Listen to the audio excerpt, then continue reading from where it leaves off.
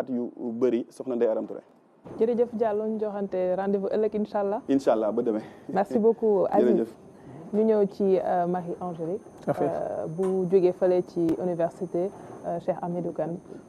Université numérique Cheikh Hamidou Kane moom Marie-Angélique Faye responsable genre et inclusion du programme Force N Université numérique Cheikh Hamidou Kane ñu nekkoon université UVS université virtuelle bu Sénégal ngeen lancé nag ci novembre 2021 li nga xam ne mooy Force N maanaam war a am juróom benni at yoo xam ni war na ko wëyal Force N bi nag moom bëgg-bëggam mooy daal ñu gën a ñoŋal li nga xam moo jëm ci wàllum numérique ci biir njàng mi tey jii projet boobu fan la toll ak taxawaay bi nga xam ne am na ko ci wàllum njàng mi ak njàngale bi.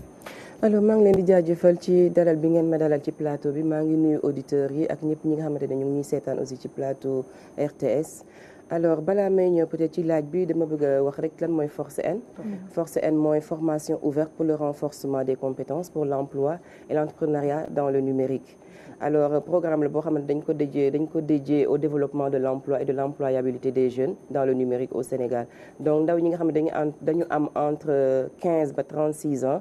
ñoom la ñu jagleel programme bi donc programme bi dafa nekk loo xamante ne dafa bëgg a dimbali jeunes yi ñi nga xamante ne dañuy bëgg a ut liggéey ci wàllu numérique ñu tàggat leen ba pare bu ñu leen tàggatee ci compétences techniques yi ñu daal di leen accompagner pour insertion professionnelle mais dafa am lu ñu naan parcours parce que balaa ñuy accompagner jeune bi dafa am première étape bi mooy étape bi nga xamante ne dañuy former jeune bi dañuy identifier d'abord avec le jeune son projet personnel et professionnel parce que dafay gën a yomb pour jeune bi bu fekkente ne xam na li mu bëgg xam na lan la bëgg a doon ëllëg day gën a neex a accompagner mais bu fekkente ne jeune bi xamul li mu bëgg day naqare accompagner donc ak programme bi on essaie d'identifier vraiment avec le jeune son projet personnel et professionnel bu ñu ko identifier ba pare fekk moom enrôlé wu na ci programme parce que ñuy def ay lancement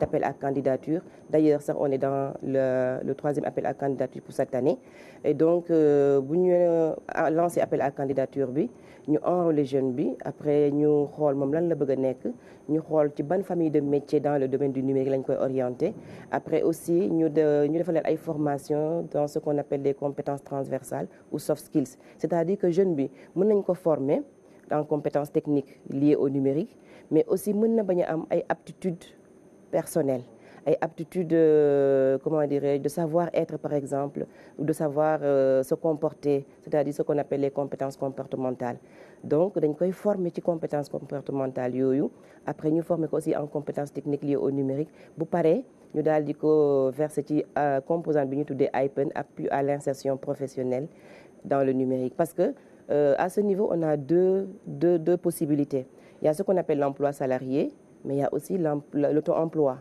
donc on accompagne le jeune également bu defee projet personnel professionnel boobu dañuy xam ndax moom auto-emploi la bëgg wala emploi salarié après ñu mettre leen en contact avec tax mu am solo mooy ne ndaw yu bëri bind projet da leen të ki ngay accompagner bu fekkee mën na ko bind bu ko mënut a bind ndax foofu tamit da ngeen ciy intervenir. tout à fait dañ leen di accompagner ci loolu yëpp. bind projet bi d'accord c'est vraiment un accompagnement complet c'est un packaging complet qu'on offre aux jeunes.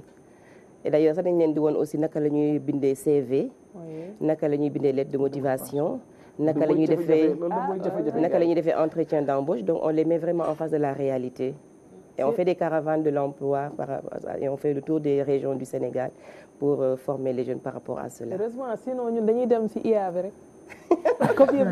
C'est vrai, on a un certificat sur l'IA et d'ailleurs c'est appel à candidature bi ñu lancé nii il y a aussi un certificat sur l'IA et le traitement des données donc l'appel à candidature est ouvert du moins du 2 décembre au 28 décembre. ñaata ndaw ngeen nar a former. On doit former d'ici 2026 80 000 jeunes. Ah oui, dont 70% de jeunes filles, de jeunes femmes. Oui. Voilà. Jigéen ñoo ëpp maanaam. ci Sénégal yëpp.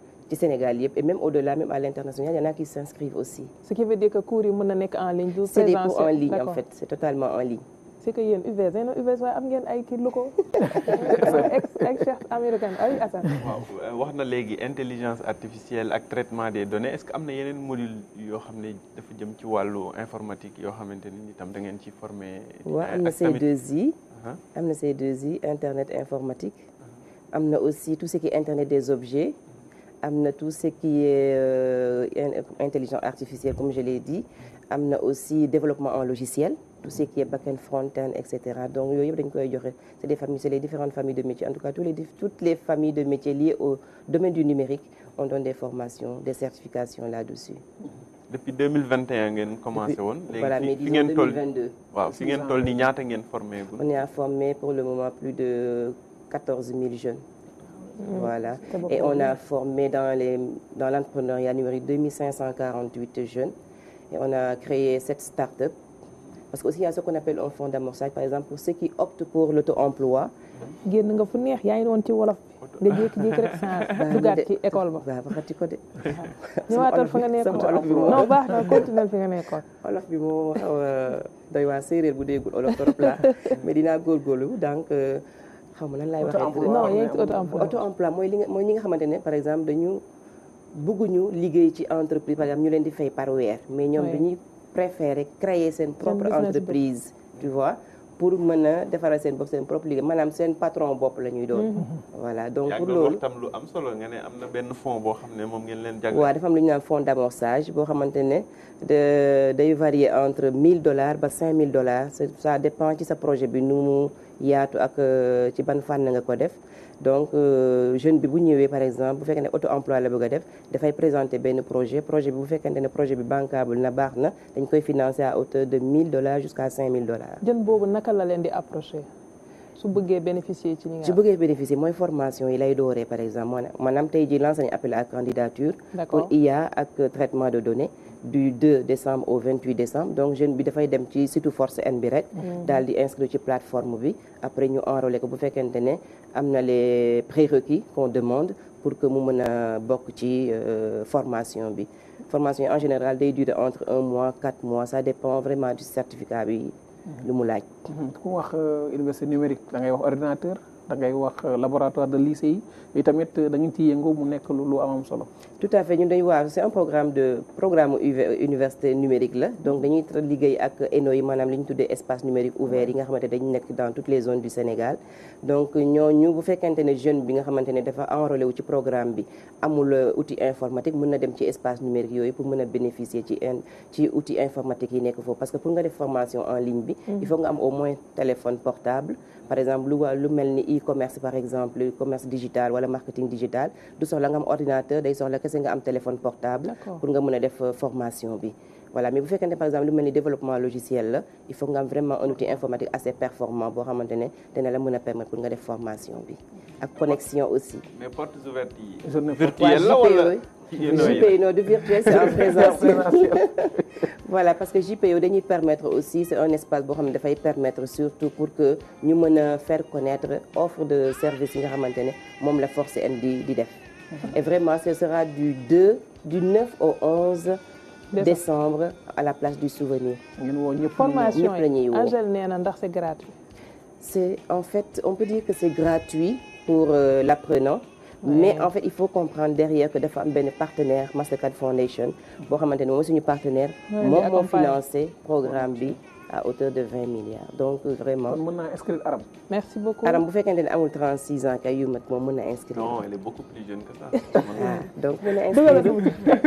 merci beaucoup Marie-Angélique ñu ngi lay gërëm bu baax Faye nekk responsable genre et inclusion du programme Force N. bu université numérique Cheikh Hamidou Kane ñu ngi lay gërëm Assane. merci beaucoup Aram jërëjëf moo fi nekkul woon mu ñaaxoon docteur yow foog nga ñëwaat docteur Ndeye Khady Babou ñu ngi lay gërëm di spécialiste en santé publique moom itam nekk coordonnatrice programme yi nga xam ne moom lañ doon waxtaanee sànq mu soxal violence yi laal obstétrique ak gynécologie Aziz Ba jërëjëf. benn appel pour gisoo musique bi ñu la teg wax la heure bi jeex dafa am solo trop ci ñun parce que defe naa loolu moo gën a tax ma toog fii tey jii donc vraiment 30 secondes donc dama bëgg a ñaan vraiment population bi parents yi jeunes yi képp koo xamante ni yaa ngi ut liggéey vraiment te xamagoo fan nga war a mën a dem te xamagoo li nga bëgg je pense que JPO yi dafay nekk espace boo xamante ne da lay permettre nga gën a xam li Force N di def mais aussi nga gën la mën a ubbi say gët ci li nga xamante ne mooy domaine numérique ak yow par exemple lan nga bëgg a def pour ñu accompagner la ci loolu. donc maa ngi woo ñëpp pour ñu ñëw vraiment du 9 au 10. Merci. Du 9 au 11 décembre à la place du souvenir merci beaucoup. Merci beaucoup jërëjëf.